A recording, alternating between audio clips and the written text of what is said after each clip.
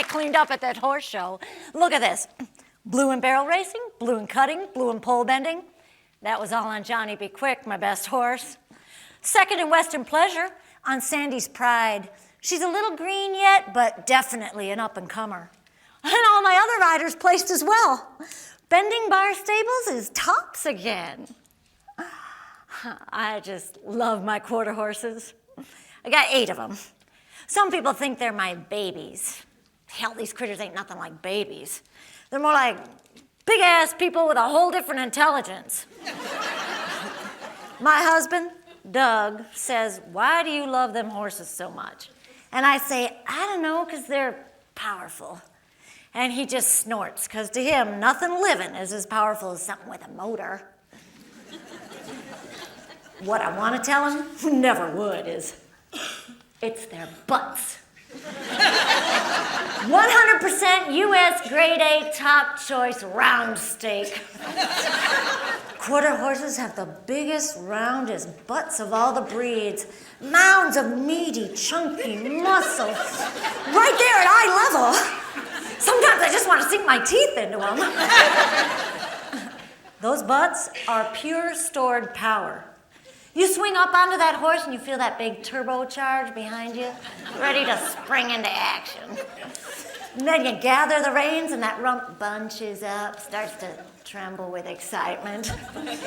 Well, then you tap him with your heels and woo-wee, you better hold on to your hat, girl, because he just explodes beneath you. And there you are on top of, well, I guess it's 1 horsepower. Pounding along at 40 miles an hour. Wind in your face and your heart beating like no one's business.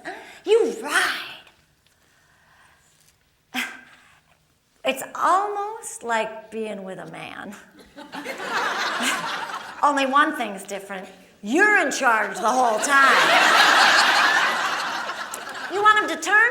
Just a flick of the rein and a shift of weight and that horse will spin on a dime and send up a rooster tail of dirt. And if you want him to stop, lean back, pull the reins, and by gosh, he stops already. No questions asked. No big fighting over it. And he's not mad at you afterwards either. A horse just stops when you say stop, unlike some people I know. Funny thing, these horses are so much bigger than us, but they'll do what we say. Sometimes when I'm leading Johnny out of his stall, I think, man, if he wanted to, he could crush me like a bug. But he never does, at least not on purpose. I mean, we've had a few spills, mostly caused by me wanting him to commit to something before he was ready. Like the time I painted one of our practice barrels pink, just for fun, and he just about fell over backwards in shock and surprise. He can't even see pink, but he knew something was different. Turns out he's just like most guys. Couldn't commit to something till he had sniffed it, looked it over forever and ever. Got his scary little mind over the change. Johnny's a big boy for an athlete. 16 hands, 1,500 pounds, and that's fighting weight. When I'm on his back, it'd be about like you carrying a little backpack with a book in it. That ain't enough to get his attention. So I add conviction to my power. The bit I use on Johnny has a bump right in the middle. When I pull back on the reins a little, that pushes against the roof of his mouth a lot. That ain't comfortable. Be about like you having a big old paperclip digging into your mouth. So he pays real good attention. He likes to do what I say because it makes his life easier. I know someone who could really use one of those. I bet you do too. But don't think he don't like being ridden. He loves it.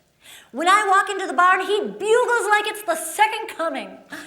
And you'd think I was a mare in heat, the way he pricks up his ears and arches his neck. He just flexes himself like some kind of bodybuilder.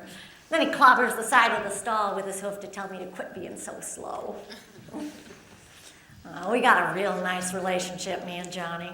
I bring him lots of love treats like apple chunks and carrot slices. And spend some time stroking and buffing him before we get to work. And he'll play with me too, kind of butt me with his head, all flirty-like, or swing away right as I'm about to touch his neck, kind of like playing a joke, you know? But once I get him saddled, that horse knows what to do. Johnny Be Quick clicks into business mode. No little nicey rubs now.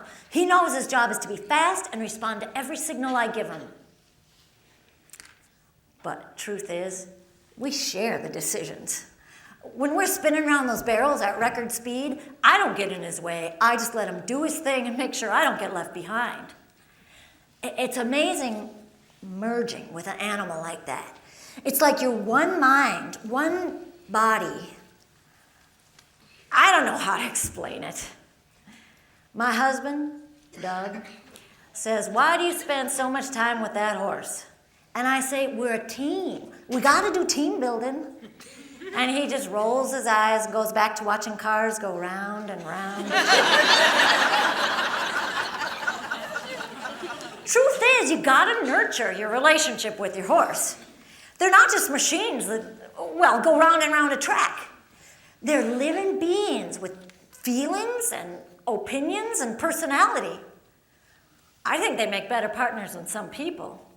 I mean, at least a horse pays attention to you, doesn't think about anything else when he's with you. My husband, Doug, says time and again that I could go faster on a motorcycle or a snow machine. Hell, I drive my car faster than any horse can run. I know there are a lot of horses in an engine, but a machine just don't compare with a real live being that cares for you and agrees to partner with you and has the strongest, most gorgeous butt you've ever seen.